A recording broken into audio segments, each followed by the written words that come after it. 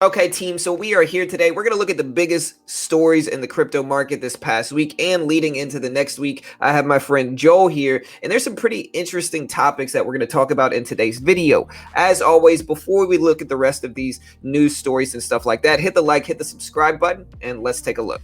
Before we take a look at these news stories, remember, we are not investment professionals. We are not liable for any losses you take in the stock or crypto markets, and this is pure subjective opinion only and for entertainment purposes. Okay, so the first thing that we are talking about in today's show is AMC announcing that they're going to be accepting Ethereum, Litecoin, and Bitcoin Cash payments to pay for movie tickets by the end of 2022. The question I have for you, Joel, do you think this is pandering to the AMC community, or do you think that they're actually doing this as a function, as an actual use? I actually think they're doing it as an actual use. And I think the reason why I say that is because, number one, when they said that they weren't going to accept Dogecoin, the AMC community got pretty heated about that. And, I think that the reason why they're doing this is so that they can accumulate crypto. I think that the reason why they're doing this is the same reason why Domino's Pizza started doing Bitcoin in, I don't remember when that was, 2012 or something like that. But I think it's so that they can start accumulating crypto, and I think it's so that they can they see this as the future. I mean, their focus has been on developing this for quite some time. It's only recently that they decided to make this information be official, public. But in that statement, when they made this statement official, they said that this has been in development for quite a few months now. So I think that this is more than just pandering to the AMC community. I think that this is actual functionality, and I think it's something that could make them be a sustainable business into the future. And so I think what this will do is help sort of round out that bottom base.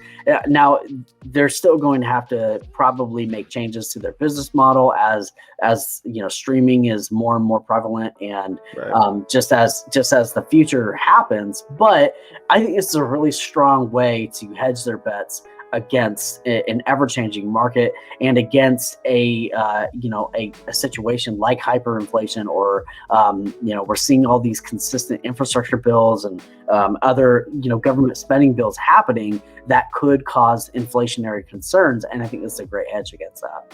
The next thing I wanted to talk about is the drops that we've seen this past week in the crypto market. The big news is that China was going deep into crypto bans. We saw a huge sell-off this past week. What did you think about all of that? So I think that with China going deep on these crypto bans, and we saw that big, huge sell-off, I was really concerned about the whole crypto market, and especially because China is so big into crypto, and they have been for a very long time. But I was really eyeing that $40,000 mark for Bitcoin and seeing if it held support there, which it did.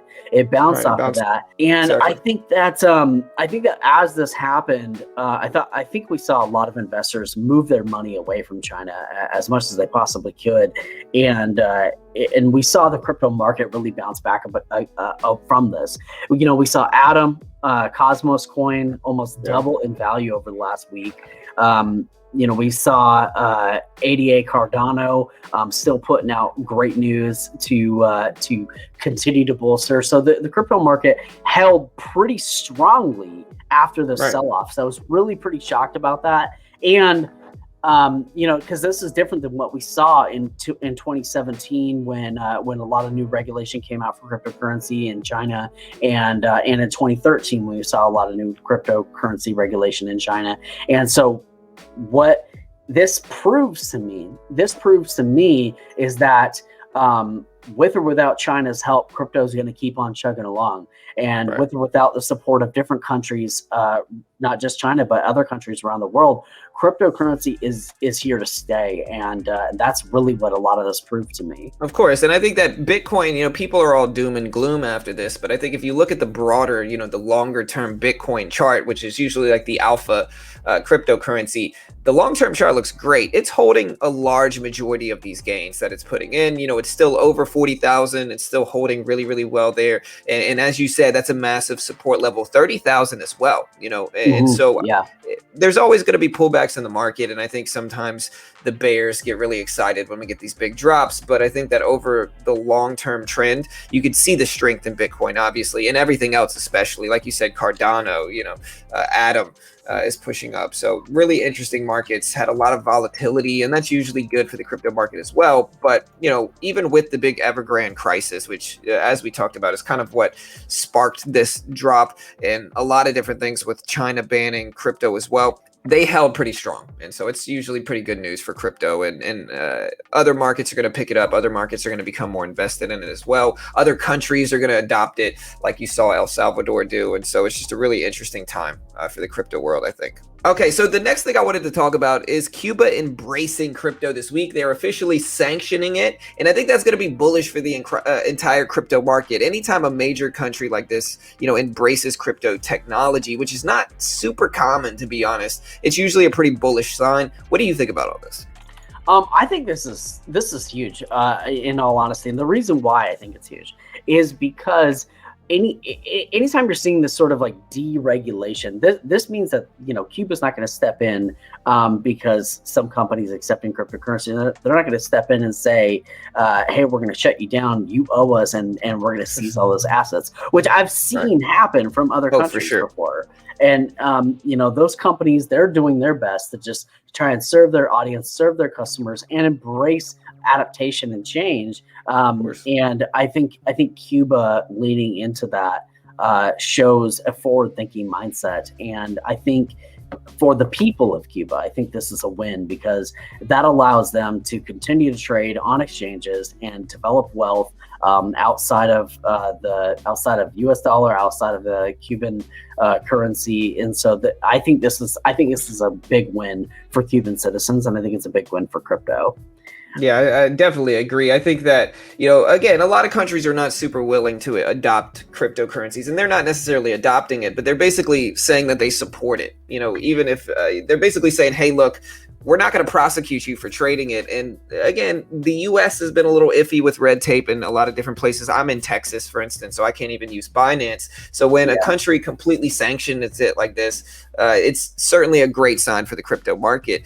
I think when we look back at, for instance, the 2001 stock market run and crash that happened back then, a lot of people were skeptical about the internet, and so everybody didn't really accept the internet. Everybody wasn't really on board with the internet. But naturally, 20-year later hindsight shows us that the early adopters of the internet, the people that got in early, are ultimately some of the wealthiest people in today's age. And so I think with cryptocurrencies, you can't be short-sighted with it. You got to look at the bigger picture of it. And I think that's something that Cuba's doing. And I definitely agree with them in that, in that mentality.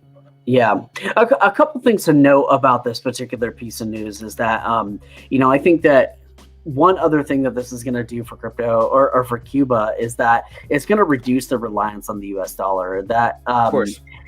Having that is going to add Cuba's independence. Any time that any country is not reliant on another country's currency, that I think that allows them to add their own value to their own marketplace, and also kind of gives them that level of independence. A couple other things that I want to note about this is that Cuba is not saying that this is official currency like what El Salvador did. I think it's really important to make that distinction. They're still going to have their own currency. It's just this is a friendlier approach to cryptocurrency, and I think it's something that I'd really like to see from a lot of other countries do as well. On top of that, for the crypto market itself, it's going to add a lot of liquidity to the market as well. More traders. Really important. Yeah, exactly. More traders, more liquidity, more currency. That means more volume. That means easier trading for all of us. Okay, so the next thing I really wanted to talk about today is Cardano adding smart contracts. They had their conference over the weekend. Are you bullish on this move for Cardano? What do you think about all of that? Yeah, I absolutely am. With Cardano, they had their Alonzo fork. They're finally adding the smart contracts. This is going to allow decentralized apps to be developed. That's going to allow Cardano's technology to compete. They're going to be able to compete with things like Ethereum. They're already the third largest cryptocurrency, and they've had this sort of meteoric rise. And one thing I really appreciate about Cardano and their approach to their currency as well is that even though they've been having this meteoric rise and their volume is incredible, they put a lot of emphasis on the stabilization of their network, as opposed to some of the other cryptos out there, including Ethereum, where at times the network traffic has become so intense that it can destabilize transactions. It can make it so where those gas fees are ridiculous. Yeah. Yes, and Cardano is not dealing with those things because their approach has been so methodical, even thorough. Yeah, even with this meteoric rise, they've had that approach. And so what I said about those decentralized apps being able to be developed now, that is really, really important, because that's going to allow these developers to develop things for Web 3.0, but they're not approving those apps to come out yet until they continue to test, so that they know when those apps launch, they're not just going to crash immediately through extensive use. So I think that approach, I personally respect it, and it makes me feel significantly more confident on being bullish on the long-term stability of Cardano. Okay, guys, so the next thing I wanted to talk about is the upcoming potential regulatory risks in the crypto market. With the Evergrande crisis and situation that happened this past week, a lot of bears came out the woodwork talking down about crypto. But like we said earlier, it mostly held the gains that it put in pretty well over the last few months. So what do you think are the risks really for crypto investors, if there are any? And, what's your take on all of that? I think some of the biggest risks that the crypto market faces is regulatory. I think regulation is one of the, because the whole concept of cryptocurrency is to be decentralized, and regulatory risks are a very real factor and have impacted the crypto market in the past. And with the new infrastructure bill and some of the other bills that they're putting out there on the docket right now, they're specifically targeting stable coins, which add a huge amount of liquidity to almost all of the exchanges out there. And for the record, stable coins like Tether, those are the coins that are linked to the value of the US dollar. And there's a direct attack on these right now. And what this makes me personally think as a strategy to maybe step away from this is potentially to move away from Tether and maybe start trading other assets in the crypto world. But at the same time, who knows if any of these things are going to be approved, and if they are, how much time we'll have to make those shifts and make those changes. So one thing that the infrastructure bill is targeting is the person on the other side of the crypto transactions, and this is a real issue. So they're looking to have anybody who receives a crypto transaction above $10,000, that one is subject to scrutiny. And one of the implications. Yes, and one of the issues with this is that the person on the other side of that wallet, the one receiving that, might not be a person at all, might be an institution. And that carries with it, just a whole slew of other tax implications that go along with this. So it's up in the air whether, how they're going to make these approaches from a regulatory perspective. But right now, the infrastructure bill and another bill that is on the docket that I can't recall the name of are targeting these elements specifically, the transactions over 10K and stable coins, Tether specifically. The last thing we're going to look at in today's video is just the market forecast, the crypto market forecast. What do you think the crypto market will do in the next few weeks or months? And, are you remaining bullish on crypto, or how are you looking at that? I'm definitely remaining bullish on crypto for a number of different reasons. One thing that I want to point out is that Bitcoin specifically goes in these 4-year cycles. So, Bitcoin hit a lot of the lows in 2014, 2018, and it's estimated that we may see some lows in 2022 every 4 years. In the same respect, on the high end, we saw Bitcoin hitting highs in 2013, 2017, and this year in 2021. So we may, see our next highs in Bitcoin at 2025, and that might be when we're seeing those like $100,000 Bitcoins that everyone's been talking about for the last 5 years. Do you think? Sorry for interrupting you, but do you think now is a time? Do you think now is a time to accumulate Bitcoin, kind of buy the pullbacks, get ready for that? I think if you're investing in Bitcoin, you got to look at it in a long-term sense. And so I guess by that logic, I'm not saying, of course, guys at home, we're not saying do anything. This is all subjective opinion. But I guess for me, it would make sense during these pullback times, like we're kind of getting a little bit right now, to start accumulating some more, get a better average, dollar cost average into my current positions. And so is that what your plan is as well? Yeah, absolutely. And I'm going to throw something up here on the screen if we could. So I actually went through and dug into some data today on Bitcoin's lows and high times based on the averages. Just here you can see, and I apologize that I don't have all the stuff. I just boiled it down to this type of. Oh no, it's okay. The information that I needed. No worries. But the lows typically on Bitcoin are in January and March, and the highs are in October and December. The lows of the week are Fridays and Saturdays, and the highs are Mondays and Tuesdays. Specifically, Fridays around 6 a.m. UTC, which is my time is 2300, 11 p.m. Pacific Standard Time. And then on the highs on Monday night are at midnight UTC as well. So this, if your strategy, and feel free to verify all this data, but this strategy, if you're looking to accumulate Bitcoin, this might be a great time to be buying pullbacks. Again, not investment advice or any of that type of stuff, but don't sue us. Don't sue us. But if your goal is to accumulate crypto, and a lot of the other crypto market follows these same time frames. If your goal is to accumulate, these are great times to accumulate. With that said, though, guys, if you enjoyed this video, don't forget to hit the like and subscribe button. I'll include Joel's website down in the description if you want to check out more information about him.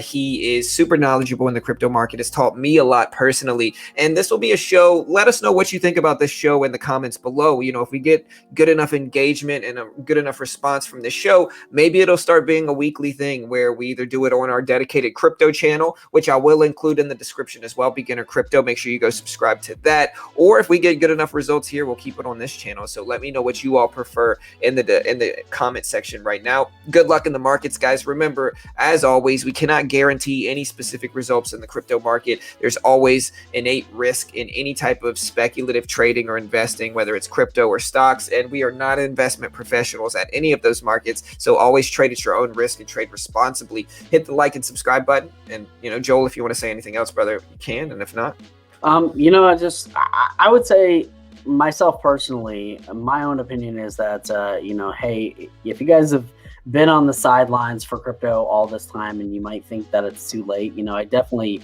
would say don't sleep on it, because the next 10 years, the last 10 years have been a lot of bears saying that crypto is not going to go anywhere, and it's here to stay.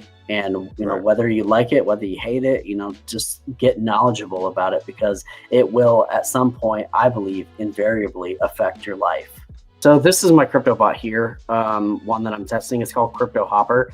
But one thing I love about this is I can put together a strategy, right? Then I can just click the test button right here, and it'll run through back testing for me. And it'll tell me how many buys it got, how many sells it got. It doesn't tell me ROI, which I dislike about it, but it's really easy to put together. And I've been putting together some strategies for crypto trading, specifically for bots. A lot of bots focus on grid pattern styles, which is basically when the market is trending sideways. But this thing's dope. I've been using this now for about a month, and it's so much easier than all the other bots I've ever used. And also, guys, if you want to check out a platform where you can copy other profitable crypto traders, I'm using BitGet. They are a sponsor and an affiliate of this channel, but you can see there's a lot of traders that have really high results, really high accuracy, and they're making real money. This guy, for instance, has earned $34,000 over the last 3 weeks. And so if you want to copy these traders trade for trade, you can on BitGet, and I'm pretty sure they allow bots as well. So if you want to use the bot that Joel just talked about, we'll include all of that information in the description if you want to help support. Joel will have the affiliate link for the bot, and you can also check this affiliate link out for BitGet in the description below. Check it out now.